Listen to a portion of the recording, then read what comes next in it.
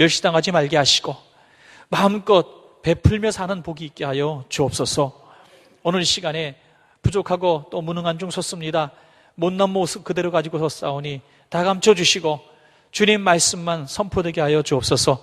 하나님께서 우리 오늘 사랑하시는 성도님들에게 각각에게 주시고자 하시는 그 말씀을 이 인간의 언어가 아닌 성령의 감동으로 깨달음이 있게 도와주시고 그 가슴 벅차게 하나님이 내게 주신 그 말씀을 안고 다시 한번 저 험악한 세상을 향해서 살아갈 용기를 허락하여 주셨길 원합니다.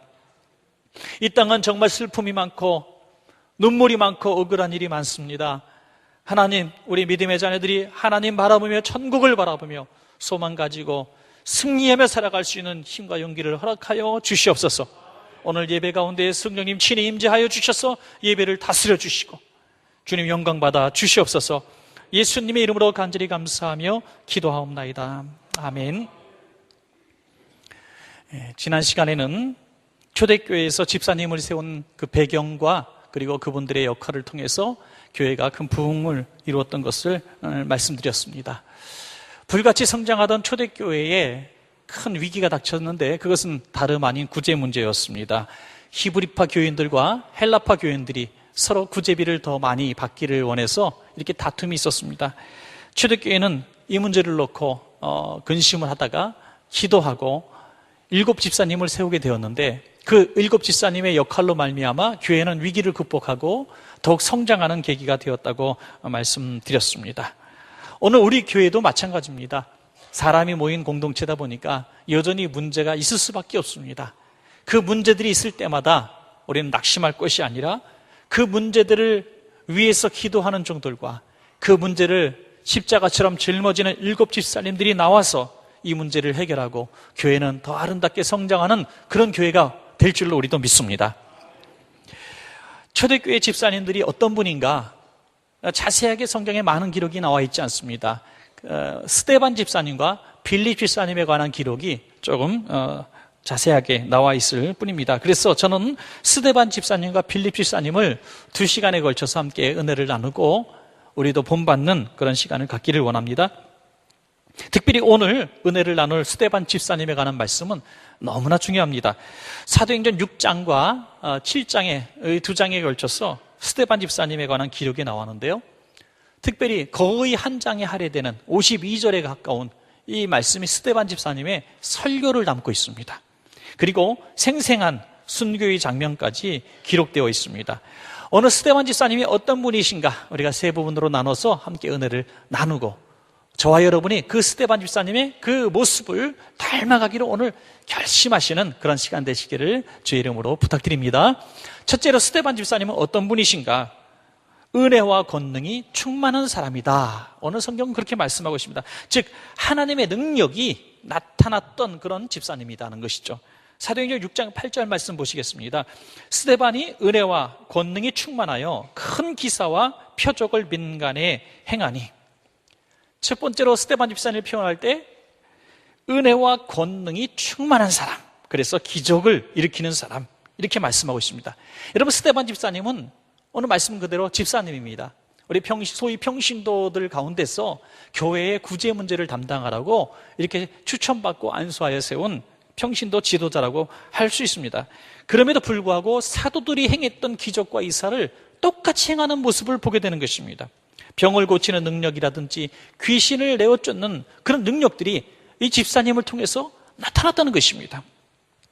저는 이것을 보면서 예수님은 일을 맡기실 때 능력도 주신다는 사실을 깨닫습니다. 여러분, 예수님은 제자들을 파송하실 때에 그들에게 하늘의 권세를 제어할 수 있는 능력을 주셨습니다. 또 사도들이 오늘 집사님들을 세울 때 안수하여 세웠습니다.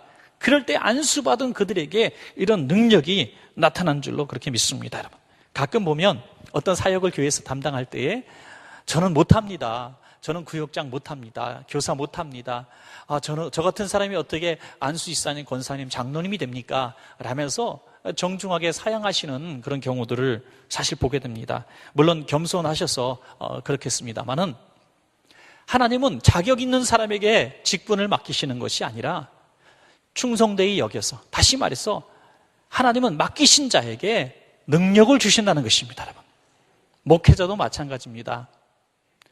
여러분, 목사님의 그런 성품과 성경 지식과 말씀 훈련을 다 받고 목사 안수식을 준다면 99세 이전에는 어려워요.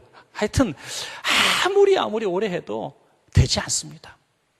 그러나 목사 가운을 입고 안수를 받고 어떻게 목사처럼 살아보려고 하나님 앞에 매달리고 하나님 앞에 기도하다 보면 하나님이 그 능력을 이렇게 하나님께서 맛보게 하시는 것입니다, 여러분. 그러므로 우리의 능력으로 살아가는 것이 아니라 우리는 은혜로 살아가는 사람들인 것입니다. 오늘 스데반은 은혜와 권능에 충만하다 그랬어요. 은혜와 권능은 자연스럽게 연결되어지는 것입니다. 은혜가 뭡니까, 여러분? 은혜는 선물입니다. 선물로 주시는 것이 절대로 능력이나 자격이 있어서 주시는 것이 아닙니다. 그러나 은혜를 받고 은혜를 감당하려고 사역을 하다 보니까 권능이 나타나더라 하는 것이죠. 여러분, 우리는 모두 은혜를 받은 사람입니다. 이 은혜가 은혜 받은 자의 표출이, 증거가 나타나야 되는데 저는 그것이 권능이라고 믿습니다, 여러분. 여러분, 우리는 예수 그리스도를 우리 가슴속에 품고 살아갑니다. 예수 그리스도의 십자가의 그 속에 은혜를 품고 살아갑니다. 그러면 우리의 삶 가운데에 그 은혜가 밖으로 권능으로 나타나야 된다고 하는 것입니다. 은혜는 은사로 활용되어져야 되는 것입니다. 그런데 어떤 사람들은 은혜는 구하지 않으면서 은사를 막 쓰려고 합니다. 은사를 활용하려고 애를 씁니다. 그러다 보니까 은혜 없는 은사가 어디 있겠습니까? 잘못된 이런 표출이 된다고 하는 것입니다. 우리가 병들어 고통당하는 사람들을 바라보면서 우리가 그를 뭐 어떻게 하려고 하는 것이 아니라 너무 안타까워하는 마음으로 하나님이 내게 주신 은혜를 간직하고 그를 위해서 정말 간절히 기도하면 우리가 그런 기도의 모습을 통해서 하나님의 권능이 나타나는 것이죠. 정말 영적으로 고통받는 영혼들을 위해서 우리가 품고 간절한 마음으로 기도하다 보면, 우리가 받은 은혜를 전거하려고 애쓰다 보면 하나님은 우리의 기도를 통해서 그가 영적으로 노인받고 해방되는 역사를 보여주시는 것입니다. 우리 자신에게 어떤 담겨져 있는 권능이 있는 것이 아니라 은혜로 말미암아 통로로 나타난다고 하는 것입니다. 그래서 긍휼히 여기는 마음이 곧 권능으로 나타나는 것입니다, 여러분. 여러분, 우리 모두가 스데반 집사님처럼 하나님 주신 은혜가 권능으로 나타나서 기적과 이사가 항상 가득한 우리 교회가 되시기를 간절히 소원합니다. 두 번째로 스데반 집사님은 어떤 분이신가? 성령과 지혜로 말하는 사람이다. 입술에 능력이 있었다는 것입니다. 사도행전 6장 9절을 보시면 여러 지명이 나옵니다. 리버디노, 구레네, 알렉산드리아, 길리기아, 아시아, 이런 지역에서 온 사람들의 어떤 회당, 모임 가운데서 사람들이 불쑥불쑥 일어나면서 스데반을 이렇게 공격하는 모습을 보게 됩니다. 이 지역을 쭉 살펴보면 모두 외지에서 살던 헬라 문명권에 있었던 사람들입니다. 리버디노는 로마로 노예로 끌려갔다가 해방된 자유민들을 말합니다. 구레네이는 북아프리카를 말하고요. 알렉산드리아는 이집트 북부 지방이죠. 길리기아는 소아시아 터키 땅이고요. 아시아 에베소 중심한 그 땅들입니다. 다시 말해서 아주 여러 곳에 흩어져 살던 사람들의 그런 모임, 그런 회당에서 사람들이 하나같이 일어나서 오늘 한 사람 스데반 집사님을 공격하고 있습니다. 무슨 원수를 줬는지 이렇게 심각하게 공격을 하고 있습니다. 그런데 그들과 다 변론을 하고 대화를 나누는데 그 여러 지역에서 여러 사람들이 얘기를 해도 스데반 한 사람을 이길 수가 없었다는 것입니다. 말재주나 지식이 뛰어났기 때문이 아니라 6장 10절에 보니까 스데반이 지혜와 성령으로 말함을 그들이 능히 당하지 못하여 그랬습니다. 성령으로 말하니 권세와 능력이 나타났다고 하는 것입니다. 여러분, 하나님이 쓰시는 사람 되기를 원하십니까? 그렇다면 입술에 성령님이 역사하셔야 됩니다. 사람이 어떤 사람인가 말할 때 그 사람이 뭘 보고 얘기합니까? 말을 보고 얘기하더라고요. 그 사람의 말이 곧 그 사람입니다.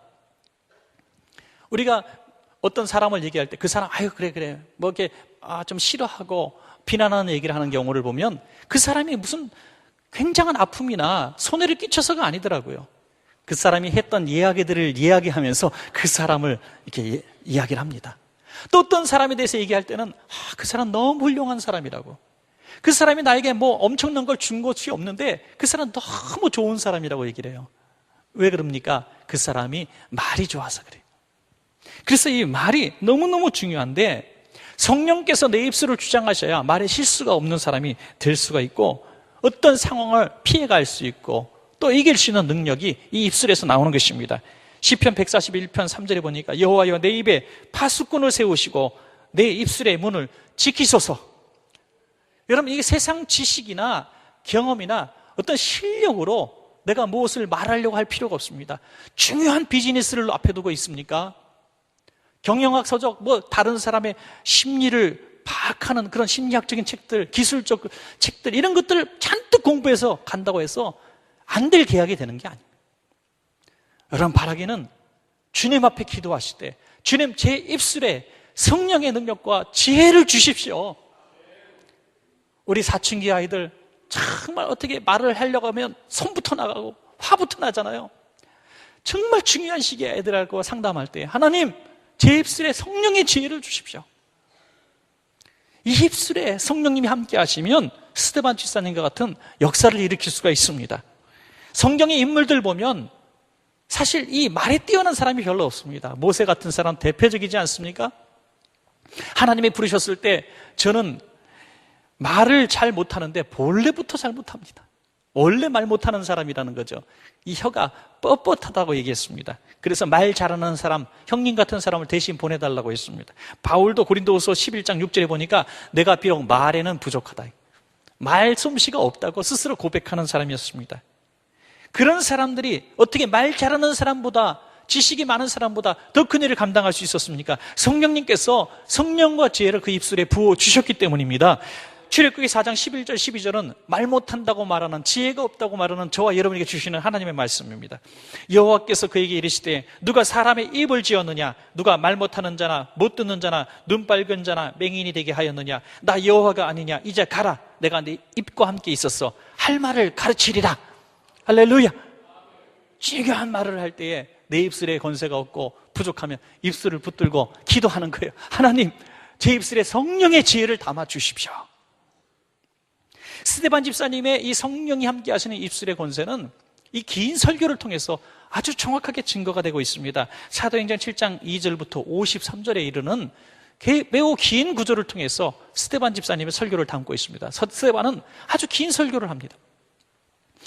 이스라엘의 조상, 이 아브라함부터 시작해서 이삭과 야곱, 그리고 요셉 때에 어떻게 해서 애굽에 들어가게 되었는지, 그리고 애굽에서 학대받고 고통받을 때 하나님 모세라는 인물을 통해서 광야로 보내주시고, 그리고 이 땅을 되찾게 하시고, 그리고 다윗과 솔로몬을 통해서 하나님의 성전을 세워주신 이야기까지 쭉 지금의 이야기까지 하고 있습니다. 오늘 스데반 집사님이 하는 이 긴 이야기에는 두 가지 말씀이 담겨져 있습니다. 하나는 아브라함 때부터 지금까지 하나님은 때마다 시마다 하나님이 쓰시는 귀한 인물들을 통해서, 선지자들을 통해서 이 민족을 이끌어 오셨다는 이 섭리를 말씀하고 있습니다. 또 하나는 그럼에도 불구하고 어리석은 이 사람들은 하나님의 일을 늘, 성령의 일을 거스리고 하나님이 보내주신 사람들을 늘 대적하는 일들이 있지 않았느냐, 언제 환영해 본 적이 있느냐 이거죠. 그러면서 결정타를 날리는 말씀이, 하나님은 예수 그리스도를 이 땅에 보내셨는데 너희가 그 예수 그리스도를 너희 조상들과 마찬가지로 성령을 거슬리고 십자가 못 박아 죽였다고 말하는 것입니다. 여러분, 너희는 조상들과 다를 바가 하나도 없지만 하나님은 하나님의 일들을 여전히 하고 계시다는 것입니다. 이런 통찰력 있는 설교, 정말 이스라엘 전체 역사를 통찰하는 이 위대한 구속사적 관점의 설교는 지식으로 할 수 있는 것이 아니라 신학교에 가서 배울 수 있는 것이 아닌 것입니다. 이 설교는 성령님이 그 입술과 함께한 증거인 줄로 믿습니다. 여러분, 이 설교를 보면 저는 베드로가 성령 충만받아서 하신 설교와 너무나 비슷하다고 봅니다. 성령의 충만함을 입자 베드로는 입술에 권세가 나타납니다. 그래서 사람들이 그 말씀을 듣고 찔림이 돼서 가슴을 치며 형제들아 우리가 어찌할 거라고 말합니다. 그렇다면 오늘 본문에 이 스데반 집사님의 설교를 듣고 그들도 이렇게 가슴이 찔리고 아파야 되죠. 오늘 사도행전 7장 54절 보면 그들이 이 말을 듣고 마음에 찔려 동일한 결과가 나타나는 것입니다. 베드로의 설교를 듣고 마음에 찔려서 회개하고 하루에 3,000명 세례받았던 그 역사가 그럼 여기도 기대할 만했습니다. 그러나 이들의 반응은 베드로의 설교를 들었던 사람들의 반응과 전혀 반대의 반응이 나타납니다. 뭡니까? 이를 갈거늘. 이를 갈았다고 했어요. 이를 갈았다. 여러분, 마음에 찔렸다는 말은 빗나가지 않았다는 말입니다. 그 가슴에 정확하게 화살이 꽂히듯이 꽂혔다는 것입니다. 여러분, 하나님의 말씀을 들을 때에 또는 성경을 읽을 때에 어느 라디오나 TV를 보면서 하나님의 말씀을 들을 때에 어느 날 벌거벗겨진 내 모습을 보면서 하나님의 말씀이 화살처럼 내 가슴에 팍 박힐 때가 있어요. 파고들 때가 있는 거예요. 피할 수가 없어요. 너무 아파요. 도망가고 싶어요. 그런 상황이 있을 때 우리는 두 가지 극과 극의 반응을 할 수밖에 없습니다. 하나는 가슴을 치면서 하나님, 내가 죄인입니다. 제가 잘못했습니다. 저를 변화시켜달라고 회개하는 방법 하나와 이를 가는 방법입니다. 이를 가는 방법. 여러분은 가슴을 치며 회개하며 변화되는 복된 종들 되시기를 주의 이름으로 간절히 축원합니다. 혹시 그런 분은 안 계시겠지만, 오늘은 누가 분명히 내 얘기를 하셨기 때문에 나를 향해서 주시는 말씀이야. 저거. 누가 분명히 찔렀어 이거는 하면서 찔림이 있는 분이 있더라고요.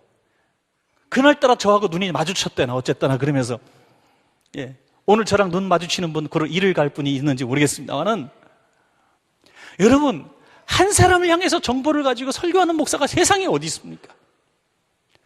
만약에 여러분 마음속에 찔림이 있고 아픔이 있으면 이것은 성령님께서 여러분 사랑하셔서 여러분 개인에게 주시는 그 말씀으로 받으시고 아멘 하시고 복된 성도님 되시길 바랍니다.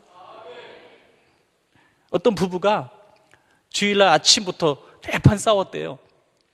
뭐 작은 것 갖고 싸우잖아요, 부부가. 뭐 엄청난 거 갖고 싸우는 게 막 싸우기 시작해요. 당신은 원래 그랬어. 그러면 싸웁니다. 그러다가 주일날 한 분은 성가대원이고 한 분은 교사인데 우리가 이래서는 되겠느냐, 휴전하자. 그래서 오늘 주일이니까 오늘 참고 내일 아침 다시 시작하자 하고 그날 휴전을 했대요. 그리고 예배를 이제 같이 드리게 되죠. 한 분은 성가대 소개 드리고 한 분은 회중석에 앉아 있는데, 그날따라 목사님 설교 본문 주제가 심상치 않아요. 마태복음 6장 15절이었대요. 너희가 사람의 잘못을 용서하지 아니하면 너희 아버지께서도 너희 잘못을 용서하지 아니하시리라. 설교 제목 용서 딱 나오는. 그러니까 너무 불편한 거예요. 성가대석에 앉아있는 아내 얼굴을 힐끗힐끗 쳐다보니까 아주 사색이 되어 있어요. 너무 불편해요.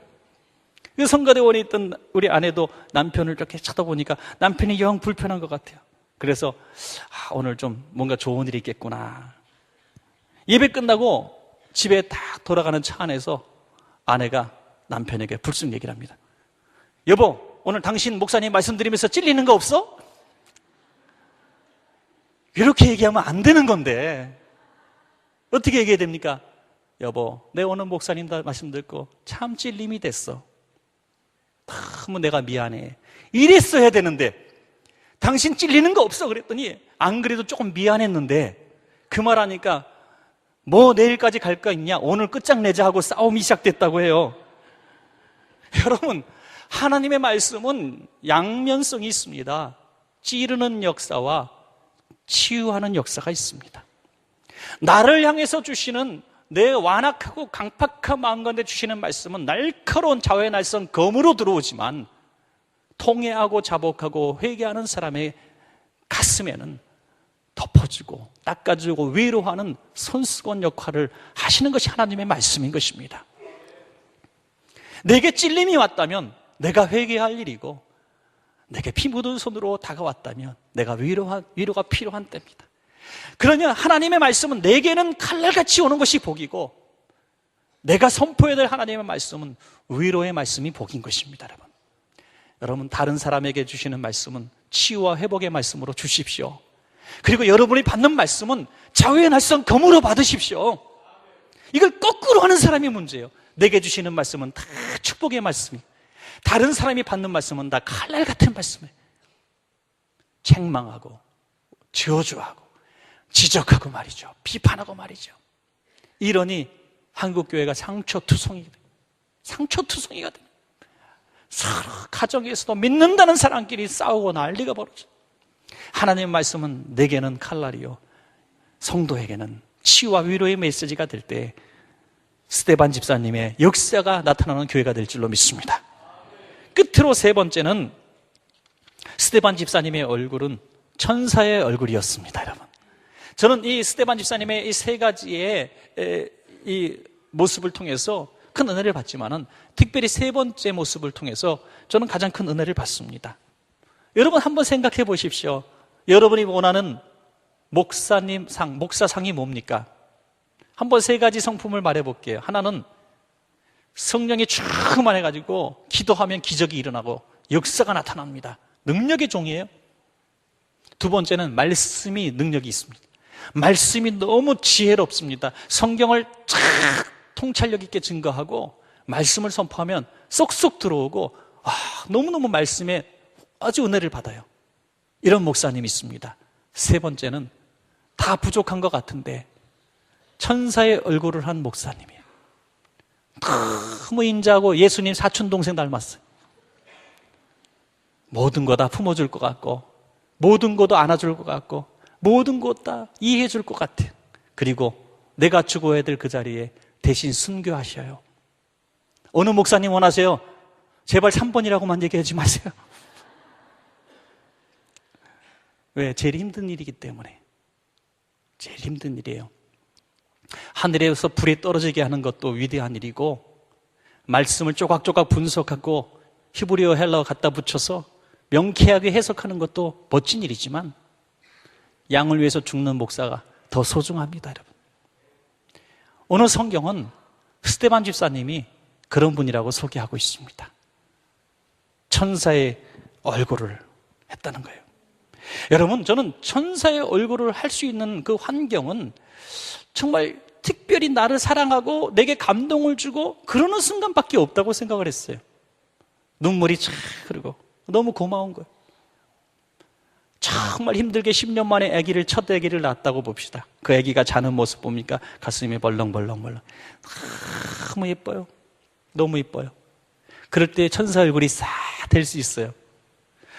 내가 너무 힘들 때 집사님 한 분이 찾아와서 손 붙들고 막 기도해주고 위로해줘요. 그때 내가 천사 얼굴이 지금 될 수 있어요.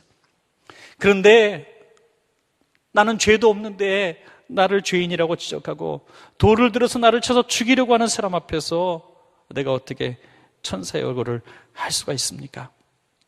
지금 스데반이 만난 상황은 천사의 얼굴을 유지할 수 있는 상황이 아닙니다. 사도행전 6장 11절 보니까 사람들을 매수하여 말하게 하되 이 사람이 모세와 하나님을 모독하는 말을 하는 것을 우리가 들었노라 하게 하고 또 13절에 거짓 증인들을 세우니 이르되 이 사람이 이 거룩한 것과 율법을 거슬려 말하기를 마지 아니하는도다. 거짓 증인과 매수한 사람들을 통해서 스데반은 이런 사람이다라고 말했는데 정말 치명적인 네 가지를 말합니다. 하나는 모세를 모독했다. 또 두 번째는 하나님을 모독했다. 여러분 얼마나 무서운 말입니까? 두 번째는 율법을 거슬려 말했다. 율법을 무시했다는 거예요. 다시 말해서 또 성전, 이 거룩한 곳 성전을 거슬려 말했다. 조롱했다는 거예요.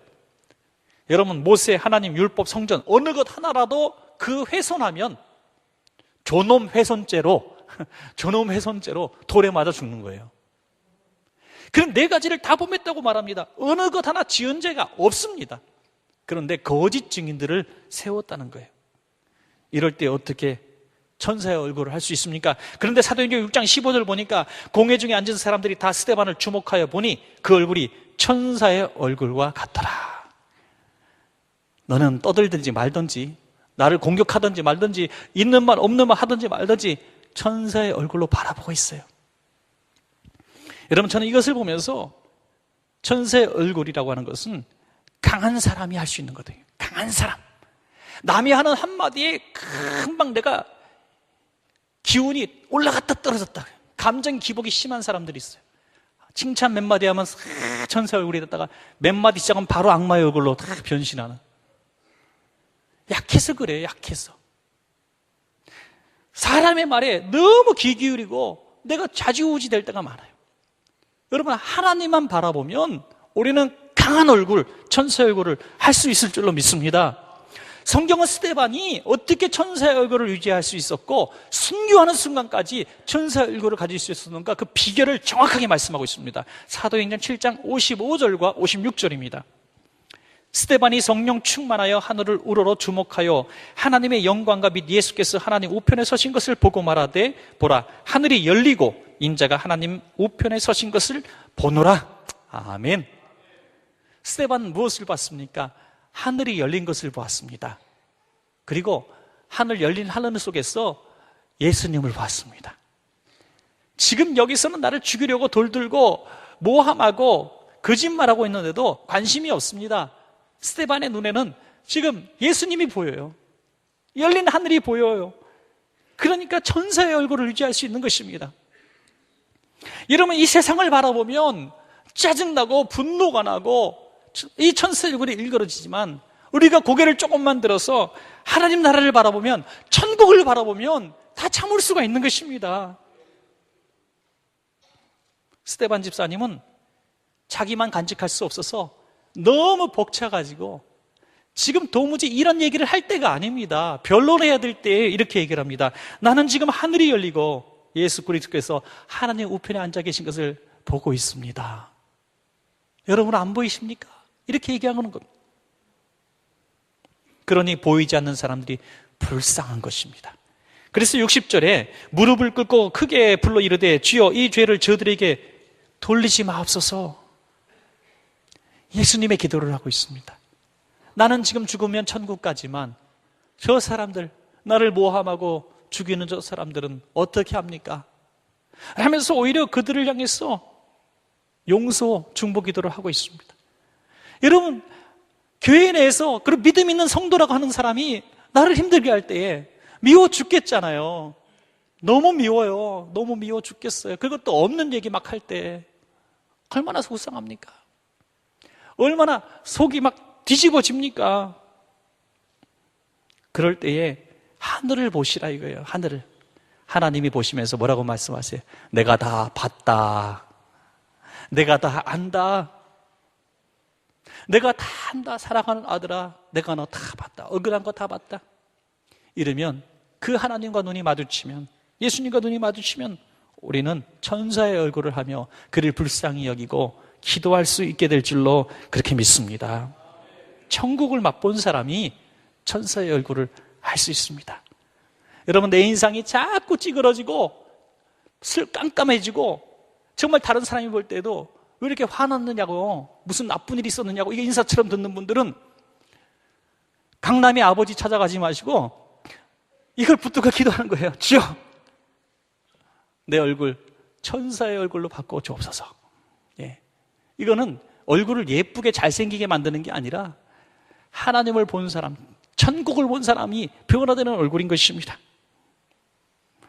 59절에 보니까 그들이 돌로 스데반을 치니 스데반이 부르짖어 이르되 주 예수여 내 영혼을 받으시옵소서. 보니까 내가 저곳에 갈 믿음이 생긴 겁니다. 천국을 보니까 믿음이 생겼어요. 여러분, 우리가 다 이 땅을 떠나게 되면 우리는 천국이 예비되어 있는 줄로 믿으시기 바랍니다. 가장 좋은 날은 아직 오지 않았어요. 그러니까 우리는 담대하게 이 땅을 살아갈 수 있는 자신감이 있어야 됩니다. 여러분, 자신감. 조그만 일에 울고 웃고 집착하지 말고, 하늘을 주목해 봤다는 게 뭡니까? 하늘을 집중해서 봤다는 겁니다. 땅을 집중해서 보면 땅의 것들이 내가 죽고 사는 모든 이유가 됩니다. 너무너무 지금 힘든 시대를 살아가고 있어요. 며칠 전 뉴스를 통해서 많은 분들이 잠을 못 주무시더라고요. 제 동료 목사님들과 함께 전화하고 카톡을 하니까 참 잠을 못 자겠다고 힘들어하는 목사님들도 있더라고요. 정말 그 세 모녀가 비관하고 그렇게 죽었을 때 어떻게 이런 일들이 있을 수 있을까? 5만 가지 이유를 심리학적, 사회학적, 정부의 문제 다 뒤집어 엎어봤자 이 문제는 해결된 문제는 아닙니다. 저와 여러분, 특별히 우리 믿음의 사람들은 어떤 이 땅의 삶의 어려움이 나를 핍박하고 나를 그 땅까지 낭떠러까지 밀다 할지라도 고개를 들어서 천국을 바라보고 소망을 갖고 사시기 바랍니다. 가장 좋은 날은 아직 오지 않았어요. 한 가지 예화만 드리고 말씀을 맺겠습니다. 지하철 1호선에서 어떤 칫솔 파는 아저씨가 있대요. 그래서 내가 2부 예배 때 칫솔이 있으면 좋겠다니까 누가 갖다 줬어요. 칫솔. 제가 칫솔 파는 아저씨입니다. 여러분 안녕하십니까? 오늘 이렇게 뵙게 된 것을 기쁘게 생각합니다. 제가 칫솔 하나를 소개하겠습니다. 자, 여기 플라스틱 머리에 솔이 달려 있습니다. 이걸 뭐라고 부르죠? 빨리 여러분 대답하셔야죠. 예, 칫솔입니다. 맞습니다. 칫솔입니다. 그러면 제가 뭐 때문에 지하철에 칫솔을 갖고 나왔을까요? 네, 맞습니다. 팔려고 나왔습니다. 호응을 잘 해주시네요. 자, 그러면 뒤를 한번 보겠습니다. 메이드 인 코리아라고 써 있습니다. 왜 써 있을까요? 예, 맞아요. 수출하려고 쓴 겁니다. 그럼 수출이 잘 됐을까요? 맞습니다. 망했습니다. 그러니까 제가 들고 나왔죠. 자, 그럼 몇 개나 팔 수 있을까요, 여러분? 아무도 대답하지 않아요. 모르죠. 그러면 잠시 후에 알려드리겠습니다. 하고 칫솔을 팔아요. 칫솔 팔고 돈을 걷었는데 딱 4개를 팔았대요. 4,000원을 딱 갖고 보여줍니다. 여러분, 제가 얼마를 벌었습니까? 4,000원이요 그러더라고요. 4,000원. 자, 그러면 제가 실망했을까요? 많은 사람들이 끄떡끄떡해요. 네, 그래요. 그랬더니 예, 맞아요. 전 실망했습니다. 그러면 제가 포기할까요? 절대 안 하죠. 왜냐고요? 저는 다음 칸으로 갈 거니까요. 그리고 오늘 이 장면을 바라본 무명 작가가 이렇게 끝을 맺어서 글을 맺습니다. 희망을 가지세요. 다음 칸이 있습니다. 희망이 있습니다. 다음 칸이 있습니다. 오늘 대학 떨어진 친구들 내년 다음 칸 대학 갈 수 있습니다. 오늘 사업에서 너무 폭삭 망하신 분, 부도나신 분 다음 회사 또 있습니다. 할렐루야. 질병에 걸려서 지금 쓰러져 있는 분들 내 인생 여기서 끝나나 보다 천만의 말씀이에요. 1년 후에 펄펄 날고 전에보다 더 건강도 회복할 수 있는 다음 칸이 있습니다.